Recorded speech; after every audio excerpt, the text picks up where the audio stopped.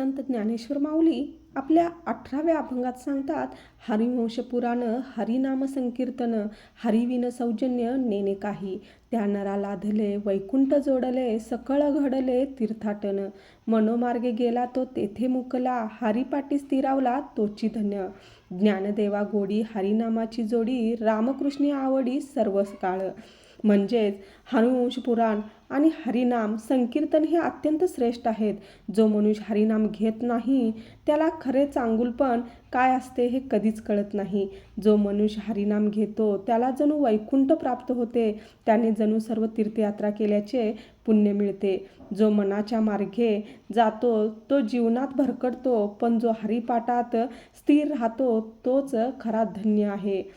ज्ञानदेव म्हणतात, मला हरिनामाची खूप गोडी आहे. मला नेहमी राम आणि कृष्ण या नावाचीच आवड आहे.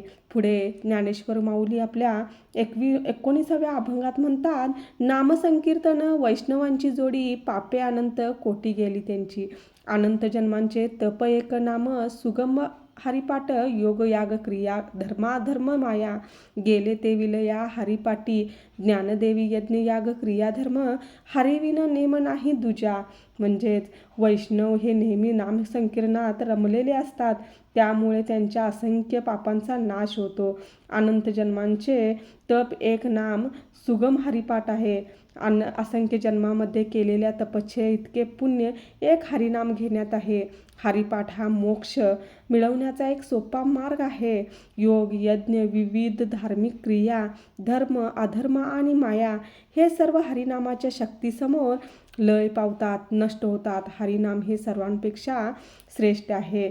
ज्ञानदेव पुढे म्हणतात, यज्ञ याग क्रिया किंवा धर्म यापेक्षा हरिनामाशिवाय दुसरा कोणताही मार्ग नाही. हरिनाम हे अत्यंत सुलभ आणि भक्तीचे एकमेव मार्ग आहे, असे संत ज्ञानेश्वर माऊली आपल्या अभंगात सांगतात. विठ्ठल विठ्ठल रामकृष्ण हरी. श्री स्वामी समर्थ.